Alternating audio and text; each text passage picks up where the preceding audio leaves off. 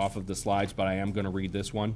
And this is also listed with an asterisk on the request for qualifications. Your EDGE consultant participation must be comprised of professional services, consulting firms, and not the lead firm. You can bring EDGE to us with the lead firm, but you're only being scored for EDGE from your consultants. Beyond that, when we're looking for and evaluating EDGE, we're looking for an executed statement of intent to contract and perform, and we're looking in the scoring process to determine whether your EDGE submitted is over the commitment goal advertised in the section. The example here I show is 5%, and I know that we're showing 5% EDGE in this request for qualifications as well. Here's that statement of intent form. So the arrows point out critical information that we need to have on this form to make sure that we can get it to what we would call complete and fully executed. The top arrow is your EDGE certification number. The second arrow down is the scope of services, where you're going to describe what that EDGE consultant is going to bring to the table. On down from there, the third arrow is the percent of participation from that particular firm. So you may be proposing 10% EDGE, you're bringing an EDGE surveyor and an EDGE MEP, maybe you're going to give 5% for each, so you would break this out and you would just list it for that particular EDGE member. And then at the very bottom, we're looking for signatures from the vendor and from the lead firm, and then that makes it a fully executed document. If we can't get to a place where this document is fully executed, that impacts how we would score EDGE. So I think EDGE along the way, I think everybody's getting better at it. I think we're getting better at it in our office. I think everybody out in your world is getting a little bit better at it. But this has been one of the most confusing scoring categories internally and externally. So I'm trying to show an example here that will get you to, and it'll work because we are a 5% project. We calculate EDGE points. You get 1 point for every 2% over that published goal. So in this case, 5%. 5% and 6%, neither are over 2%, so that equals 0 points from an EDGE standpoint. 7 and 8% would get you 1 point, 9 and 10, 2, 11 and 12, 3 points, 13 and 14, 5 points, and 15% and above would get you to the max 5 points from an EDGE standpoint from your consultants. Goes, yep. Just a point of interest, it'd be easier if you just put this on the rating form. You know, 5% is 0 and 50% is 5. And we architects can't do math anyway, so it's a lot easier. So I'll call you on that one. I'm an architect, and I did this, so. Very well. Thank you.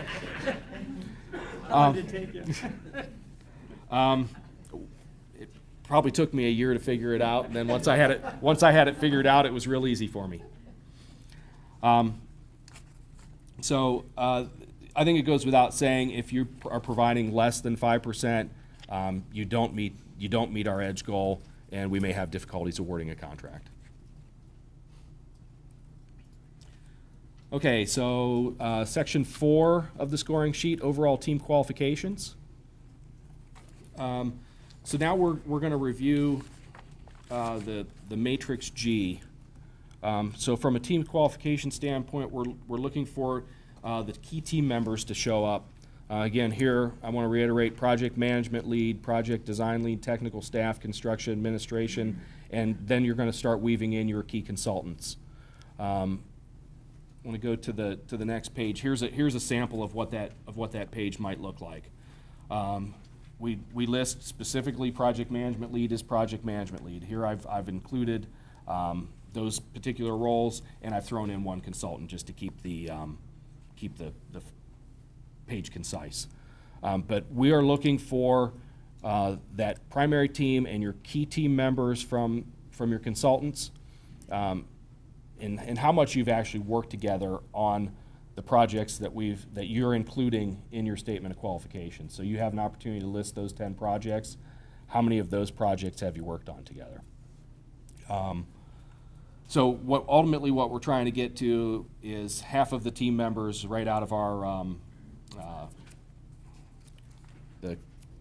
the matrix that we have on our website that guides us to the scoring says half the team members get us to being able to evaluate these and score your point here. So basically what I'm saying on this one, you know, based on this matrix, project 1, everybody worked on it. Project 2 was 4 members.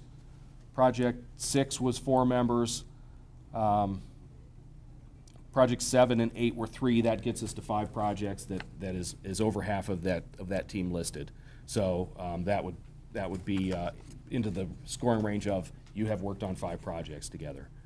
So who should show up on this form? I've seen them where looks like the whole firm has been listed, including your administrative staff and your janitorial services. I've seen them very concise, and I think in my opinion, and you guys can weigh in, Ned, Craig, if you think otherwise, Carrie. I think it's most important to make sure that those primary team leads are going to be there, the people that we're going to see and work with on a daily basis. So again, obviously your project manager, your project designer, key technical staff people, and your construction admin, and then the key leads from the consultants. You know, I don't think I'm going to interact much with the guy that's running the prints and maybe doing a lot of your documents. So that information is going to be coming forth through your project manager. So that's who I'm the most concerned with. Do you feel the same? Yep. We agree. Okay. Lead project experience. So here we're looking for lead certifications amongst your team. So the key team members that are lead AP or lead AP with a specialty. And we're looking for those key team members not only with their lead certification, but their experience in administering and leading us through a lead project. It's not a lead project, but we're looking for good sustainable design in all of these, So which will give us an idea how good you are. yeah, so your lead information isn't necessarily important to administer a lead project, but how you're going to give us a good, solid, performing building that's going to last. But again, for your future other projects you're going to submit on, we're looking for the projects that you have either registered with USGBC or projects that have been LEED certified. BIM project experience. Ditto. So again, based on the nature of the project, I think the team doesn't necessarily feel like it is a required BIM project. My guess is that 90% or the better of you are using some form of BIM. So again, for future projects, how much have you used it? What types of projects have you used it on? What have you used it for? What's the depth of your BIM experience? Is it actual use? Is it simply, I've been trained on it and I've not done much BIM projects? And then go into the depth of, we've used it in design, we've used it to supplement the design process by providing 3D presentations. We've done systems modeling and clash detection. We've gone the next level with the construction industry and did our estimating by really loading that BIM model and doing takeoffs to help us prepare our estimates, help us to reconcile estimates with the construction team. We've gone into the next level and shared it with the contracting team and have had them produce shop drawings and work through shop drawings that way, and then live construction administration. Again, it gives us an idea of what your capabilities are. Okay. Then into item 4D, the team organization. This really gets down into the yeah, Jerome. Jump back on the scoring sheet where it talks about the BIM knowledge and training. Do you need to list like we've taken Revit classes, or how do you want to show our training? You know, I think with that, I think that really appeared when we were just BIM was new, and we were trying to determine, have you used it or have you been trained in it? I think we were trying to get to a place to help give points for we've not done BIM projects, but we're geared up. We have 6 BIM stations in the office, and all 6 team members with those stations have been trained and they're ready to use it, would be that lesser 1 point. If you've used it, I'd say just tell us how you've used it. I think that goes above and beyond the training and gets you into that higher point category.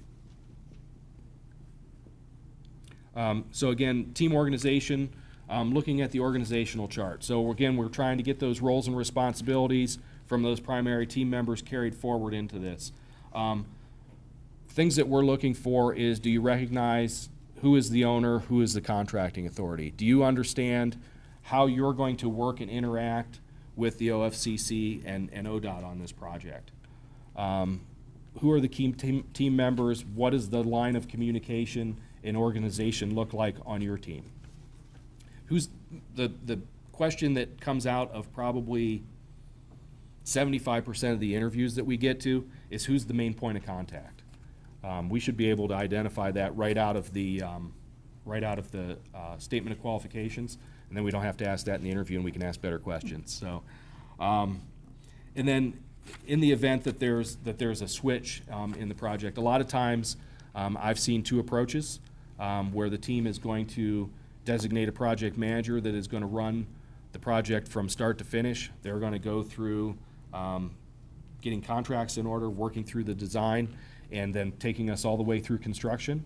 I've seen places where teams have more specialized construction administrators, where the project manager and the design team will get to that bidding construction transition.